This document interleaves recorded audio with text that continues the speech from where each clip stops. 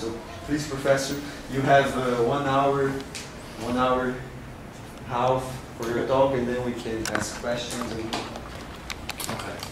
Well, thank you, Alex, for that very kind introduction. And thank you for coming. And thank you for inviting me here. It's a great pleasure to be in Brasília. Well, I've never been here before, so it's obviously a fascinating place.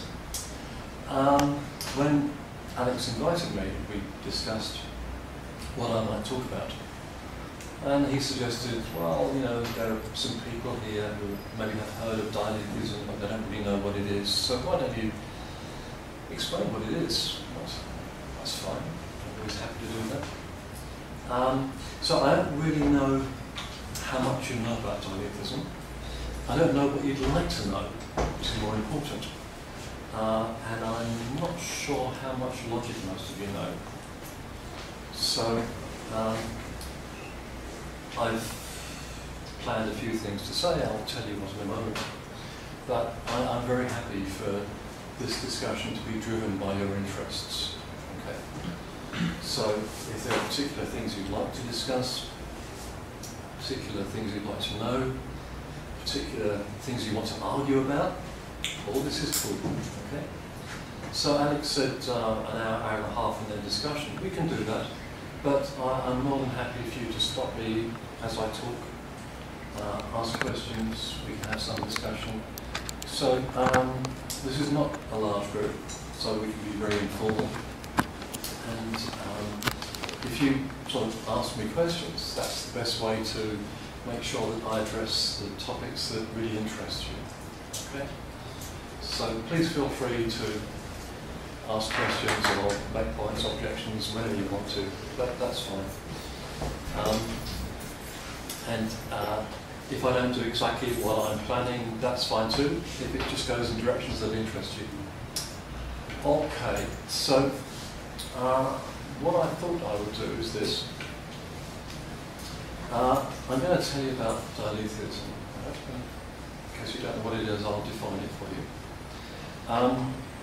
But the first thing I need to do is to give you some background on paraconsistency. Because paraconsistency and dialectism are not the same thing, but there is an important connection, and you need to know about paraconsistency before you can get your head around dialectism. So what I'll do first is talk a little bit about paraconsistency. Okay.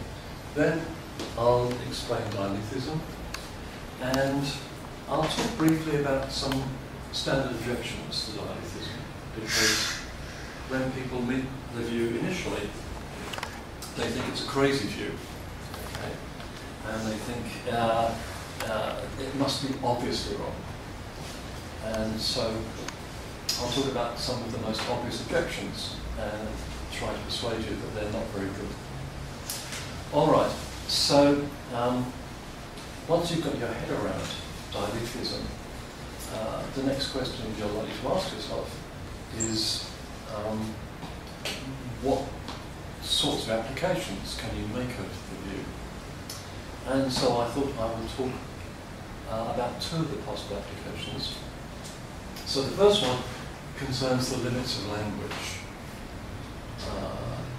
And the connection between this and dialectism you'll see in due course. And that discussion is, I'll keep that largely historical, actually. So I'll talk a bit about Kant and Wittgenstein, Heidegger, and then some Buddhist philosophy. These may sound a very strange collection of things, but they're connected. So that's the first application. And the second application is on self-reference and paradox of self-reference. Now that will probably be more technical. So I don't. Let me just ask, how many people here are familiar with classical first-order logic? Yeah? Okay, all right, so good. So most of you have some grounding in logic. Okay. Okay. So if we get round to that section of the talk, of course we might not, because maybe we'll get derailed before that. But I will try to keep it as informal as possible. So The subject is a technical one in many ways, but I will try to keep it as non-technical as possible. Okay, so that's where we're going. So, or at least that's where we're going unless you derail me, and that's will be fine.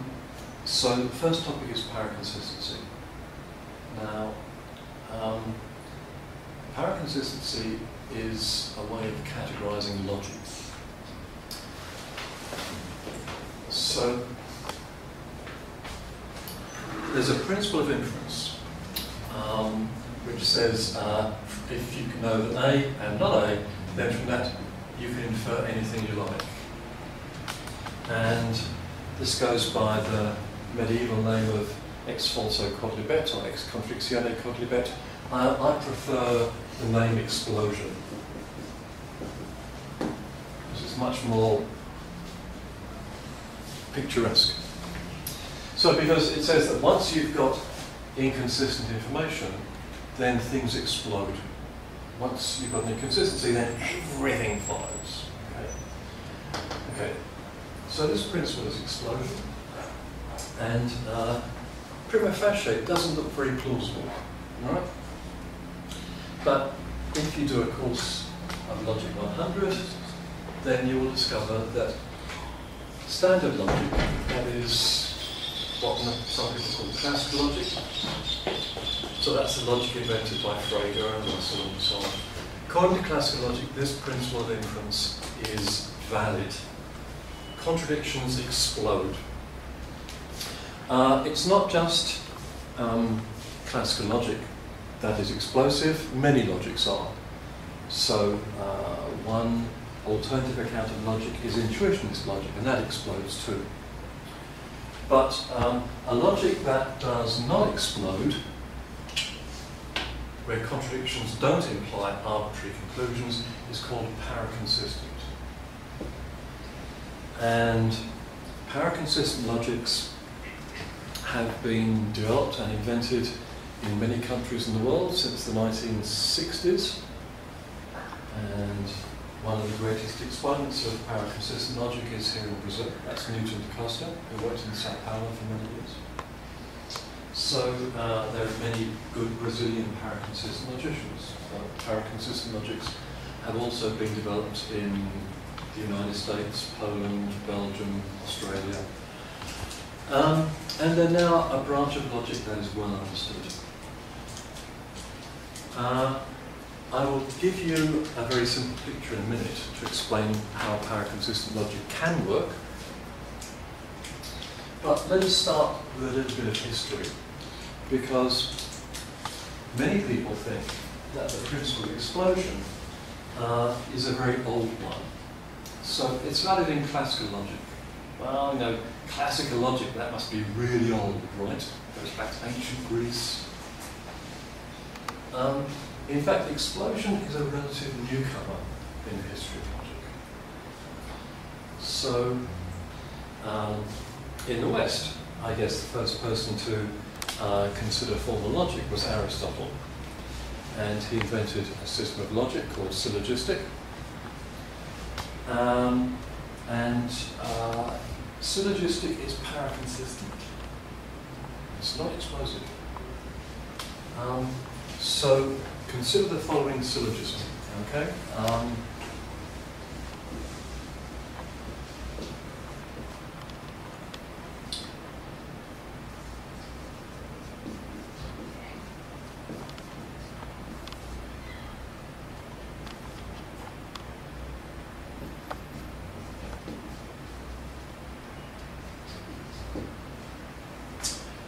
Syllogistic form. No A's are B's, some B's are A's, so all A's are A's. Now, the premises are inconsistent, yeah? But this is not a valid syllogism. So this is not a valid inference in syllogistic, even though the premises are contradictory. And Aristotle was aware of this because he points this out himself in the prior analytics. He says explicitly that in some moods of the syllogism, contradictions imply some conclusions, and in some they don't. Okay? And here's one that doesn't. Okay, normally syllogisms have three terms, A, B, and C.